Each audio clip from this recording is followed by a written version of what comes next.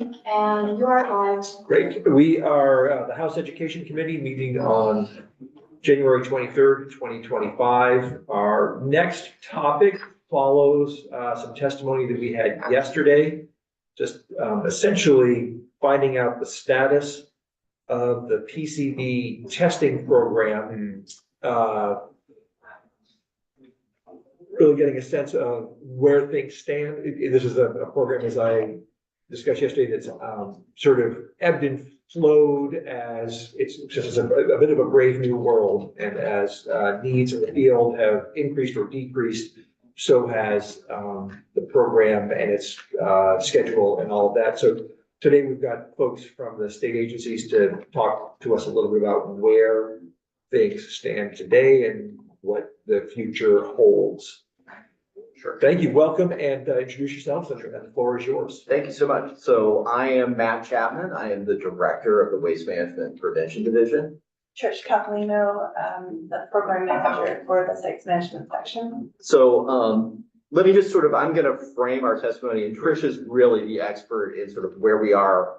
And this is really a where we're at conversation, not a where we're going conversation. Though I am more than happy to come back and talk with the committee about what the plans are for the future, but that's sort of tied up in the budget, and I need to respect sort of the process and make sure that we wait until after the governor's budget address before we start talking about funding and where things are headed. Because you are previewing us that there will be something in the. I mean, I think it is fair to say that we will be back to talk about the program direction after the governor's budget address. And I'm more than happy to come in and spend as much time as the committee wants to spend in light of your robust agenda that you have. Careful with that offer. I'm more than happy to. So I think, listening to the testimony yesterday, I wanted to kind of cover a couple things where I thought that there were areas that the committee had a bunch of questions on. And specifically go back, I think, to the core and heart of why we're here and what the purpose of this program is. This program arose after we saw incredibly high concentrations of PCBs, both in the building and indoor air in Burlington High School. And there was a desire by the Senate, particularly as the chair noted, but we agreed with it to start looking at whether we had a similar issue in other Vermont schools. And I guess I would encourage the committee, if they want to get into the specifics on the adverse health issues associated with PCBs. Dr. Levine came last year to the committee on January 11th and went through a fairly detailed set of testimony on what the adverse health outcomes were. And I'm sure he'd be more than willing to come back and go over if the committee wanted to look at it, they could look at last year's testimony. But to sort of summarize it, PCBs are a known carcinogen, and there are significant non-cancer health outcomes that are associated from your exposure to PCBs.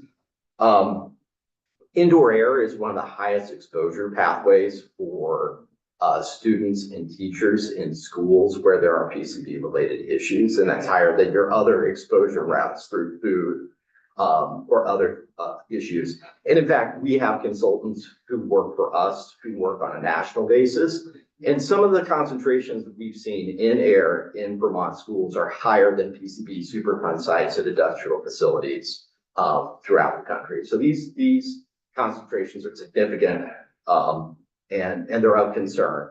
I think that the other thing just to note that the health outcomes, I mean, Dr. Levine went through it, and I'm always very sensitive when health is talking about patient-specific sort of health outcomes, but they have had patients reach out to the Department of Health with medical conditions that are consistent with exposure, long-term exposure to PCB. So these are not theoretical sort of adverse outcomes that we're seeing. They're consistent with what has been seen. So I'll pause if there's any questions. We won't get into the science of the health, but I would say lacking any proof of a connection, everything is theoretical. Well, I guess I would say in this world, when you're dealing with toxicology, there's never any definitive connections with anything. So we look at correlations, not directed actions. So, and that's how we approach things. I guess the other thing just to sort of flag, I mean, and to give a great deal of credit to the Agency of Education, they have created an expedited sort of funding reimbursement program over at the Agency of Education. I guess I would encourage anyone who's watching who's had issues with getting reimbursements to reach out to either the Agency of Education Business Office or the Deputy Secretary Briggs Campbell they are doing what they can do to clear obstacles in order to ensure that schools get reimbursed as promptly as possible. So they are our funding delivery mechanism, and they're doing everything they can. And sort of with that, I'm going to go ahead and turn it over to Trish and let her sort of give the overview of where we're at with PCBs schools. Hi. I actually have a background up to current day, just to catch up some folks that haven't been in this program for a little while, or just to remind you what has happened and what we're doing. So Matt went over a lot of the health impacts, so I'm not going to cover that again, but I will point out that PCBs are man-made chemicals, that they are in our environment, that we do find them in a lot of building materials in schools, which is why we're looking for them there. There's a lot of correlation that we like to make around lead paint and asbestos programs that schools have where they can leave these materials in place. The biggest difference is that PCBs are volatile, and so we can't always leave them there. We try our best to encapsulate them when we can. Removal is a better option, and so we look at the best ways to reduce exposure to keep kids and teachers in school, while we look at the best options to address PCBs. That's the biggest difference between how we can manage asbestos and lead in schools versus PCBs. So PCBs are manufactured by Monsanto, or they were manufactured by Monsanto. They were banned by the EPA in 1979 because of the known health impacts and environmental risks from PCBs. Matt went over some of the PCB health effects. I just want to point out that our goal right now is to try and keep PCBs as low as possible as we can in schools. They are, as Matt said, the highest exposure to students and staff of PCBs right now, outside of diet and anything else. So in August of 2020 is when Burlington High School work started. That's when DEC was notified. In 2021 was Act 74, which was an act basically telling the Agency of Natural Resources to sample and identify all the PCBs in schools in Vermont that were built or renovated before 1980. At that point in time, we had a deadline of completing that by July 2024. That was extended to 2025, and now the deadline is 2027 to complete all that work. There are 324 schools in Vermont that were built or renovated before 1980. We have currently the authority to require these schools to conduct indoor air sampling and adjust indoor air results if they are above an action level that the Department of Health has derived. Under Act 178, there was $13.5 million that was provided to address assessment and cleanup of all the schools in the state of Vermont, and $16 million was provided to Burlington High School. Currently, we have identified 46 schools that have PCBs and indoor air above our school action levels. I will point out that the school action levels that were derived by the Department of Health range in concentration based on the amount of PCBs that a child can or cannot have in their body. So lower concentrations for smaller children, higher concentrations for children to adults. And it ranges from 30 nanograms per meter cubed, which is the pre-K concentration, 60 nanograms kindergarten to 6th grade, and then 100 nanograms for 7 to adult. The concentration in Burlington High School is 6,300 nanograms per meter cubed. So there is no question that PCBs are toxic chemicals. There is no question that this is time consuming. There's no question that this is a lot of work for the schools involved in this and the programs that are trying to help the school. The science on the chemicals is clear. PCBs pose long-lasting health risks to students and staff. And the work in the sampling program helps to reduce and ensure that PCBs can be reduced in Vermont schools. The process that we use to do the PCB sampling right now is DEC's hired a consultant that will go into a school, and they will go into every space in that school from the basement to the attic and identify which building materials in that school have the high likelihood or potential to contain PCBs. And then the consultants will go through and they will group rooms into like and unlike spaces. So they'll look at places that have the same paint, the same windows, the same heating systems, the same spray on fireproofing, or whatever it is that we're seeing that has a high likelihood to contain PCBs. And then the consultants will go back and sample 30% of the rooms in each one of these groups. So if there's 10 rooms in a group, they go in and they sample 3 rooms within that group. And we use that to give us representative data to say whether or not there are PCBs in those building materials. If the results come back above the school action level, the next phase is to go and identify where those PCB materials are. This is the time-consuming process. Schools are big and they have a lot of different building materials. We've gotten to a place now where we have a pretty good idea where to look. It's usually caulking in windows, mastic paints are the highest PCB contaminating products outside of this spray on fireproofing that we found in multiple schools that has extremely high concentrations of PCBs in them. 102 of the 156 schools that we have tested do not have any impacts above the school action level. So we know about 46 of them that have indoor air results above that. That's 31% of the schools. 20 schools have indoor air results above what we call the immediate action level. And this is a concentration that we say is not safe for students and staff to be in those spaces. And so we try to reduce time or reduce access to those spaces.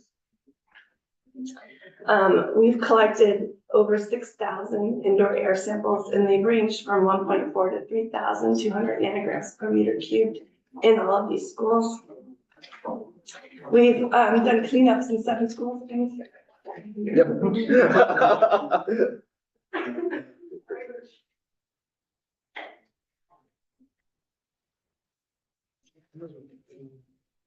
The other thing happening at school is kids bring home sickness to their moms. That does end. As the kids get older, it stops. When they graduate. When they leave after college, I found. Sorry. So we have conducted 6 cleanups at multiple different schools. I just want to point out that I know yesterday Superintendent Collins was talking about costs and everything, and to date, what we've done at North Country has been the most expensive of those costs, and it was a total amount spent of $7.2 million, which includes all the assessment costs. But we've conducted cleanups at Twin Valley Elementary, Bells Falls, Rutland Town Elementary School, Charlotte Central School, North Country, Warren Elementary School, and Oak Grove. And the costs have ranged from the highest being at North Country to the smallest being a $0 cleanup at Warren Elementary School, where we're able to identify PCB-like ballots and have them disposed of.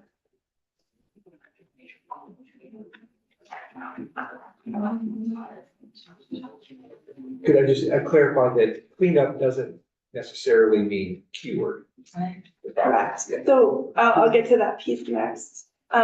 With most of these schools, the schools where several of them have had exceedances and loss to space, we focus our priority on those areas that they cannot use. And that's what we've been working on for some of the schools. And then there's some areas that still have exceedances, but not as high as the areas that they've lost access to, that they can continue to use. And that would be the next phase of work. So to date, no schools have closed due to elevated concentrations of PCBs in indoor air. We've definitely worked on a lot of different alternatives to keep kids at school or continue learning in person. And I know you heard from Superintendent Collins yesterday, North Country was our most challenging, but we couldn't have done it without working with a great group of people to try and make sure we could make sure the kids were there and learning. Certainly not ideal, but the best option that we could all come up with. So I just also wanted to point out that when we look at schools like North Country, they are in the 2% portion of the schools that we're working on. So they are the ones that are in the paper, but not the majority of the schools that we have that we're currently working with. So our next steps, we are currently still working on annual monitoring or quarterly monitoring in some of the schools. We are focused on finalizing some cleanup plans. So these plans will be the full picture, not partial cleanup plans. And so we're working to finalize cleanup plans at North Country, Green Mountain Union High School, Thor, Bellas Falls, Twin Valley, and Hartford. We are also working with several schools that have decided to continue to work on their own. We have issued letters to them letting them know that when and if we get additional funding, we can reimburse the costs that they've spent. But we are in a holding pattern right now and not adding new schools to the current list of schools that we're working with. Meaning you're no longer testing new schools? Correct. Yes. Yeah. We've worked through about 56% of the schools that are in the list of the all schools built or renovated before 1980. And to date, as far as I know, we've paid back the schools for all the costs that it's been spent. Right, I mean, I guess I would say our best knowledge, the funds have been encumbered and are eligible for reimbursement. There's always a little bit of time between the invoices coming in and the reimbursement request being made. So that's always a bit of a challenge. And so we work with AOE to try and smooth out any roughness in that process as best we can. There was talk yesterday about, it was, at Hartford, they were waiting for reimbursement still. It sounds to me like there's a bit of a technical reason for that. I think with so. money being moved around. I think so, and I watched the testimony, immediately reached out to the deputy secretary, and they're aware of it over there, and I think there probably will be communications to see whether we can identify what the issue is and work through it. We did reach out, I'm sorry, to their business office to see if there's something that was happening because we had also heard and we didn't hear back from their business office. The track record until that came up has been very, very good, I will say, in terms of getting reimbursement expedited as quickly as possible in the state bureaucracy. Sure. Could you talk a little bit about the Twin Valley situation and perhaps how it also might apply to other schools as basically when we find the high level of PCBs based on the Vermont Health Department's level, it also triggers the federal Environmental Protection Agency and sort of where Twin Valley is falling into that and where other schools may fall into that. Sure. I mean, let me sort of provide a little bit of breaking news on that front, which is, credit to our colleagues at EPA Region 1. They've been working very closely with us on this and appreciate the work that the state of Vermont is doing and also some of the needs for flexibility within the federal regulatory structure.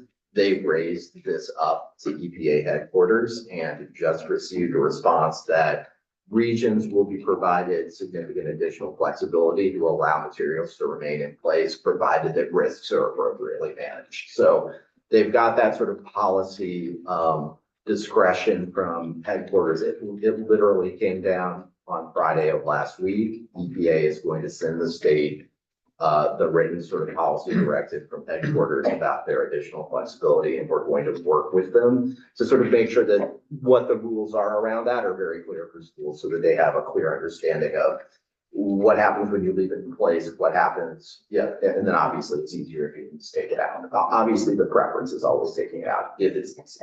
Well, there may not be an EPA to worry about soon enough.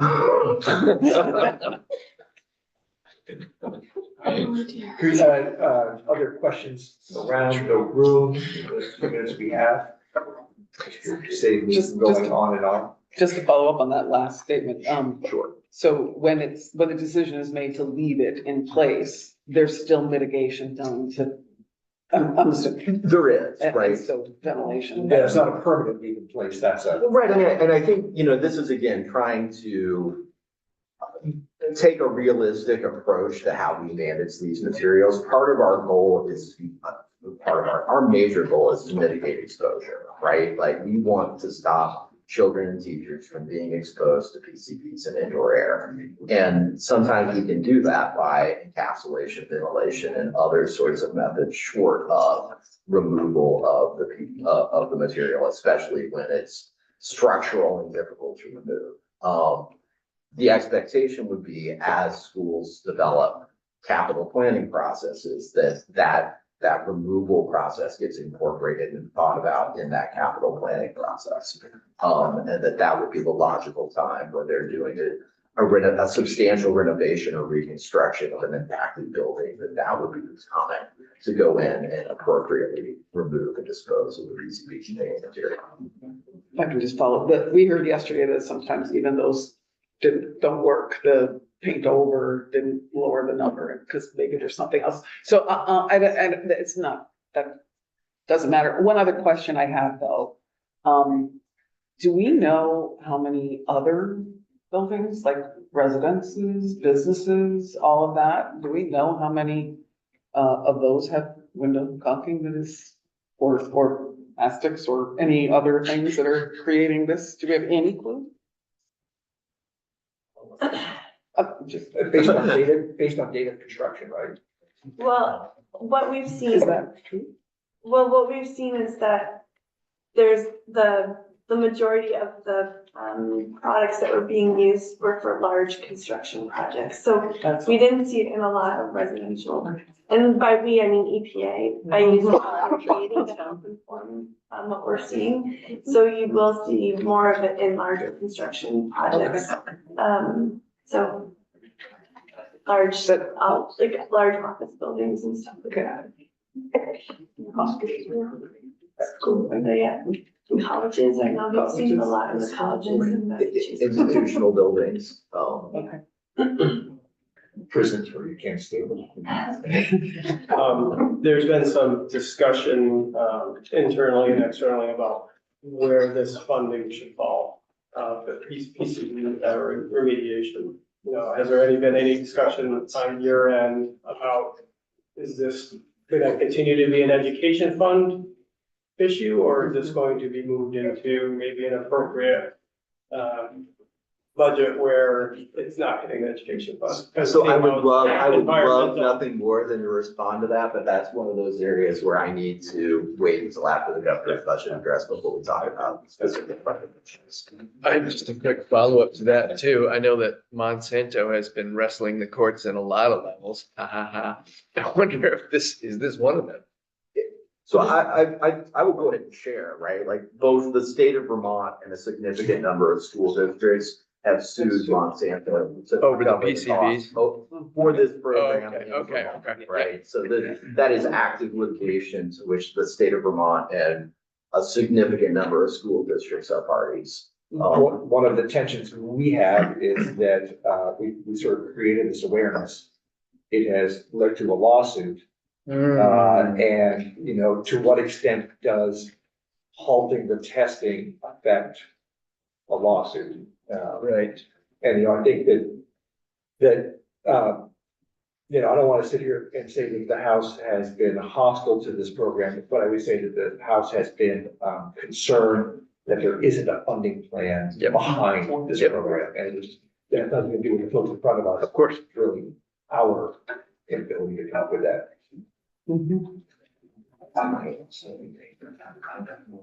Any other questions? Thank you very much for coming Thank you. in, and we'll look forward to part two. More than happy to be back, and we'll share, things, so folks, as soon as we get back to a computer, we'll share them with Annie. That'd be great. Thank you. Great. All right, so we are done. We are due over there at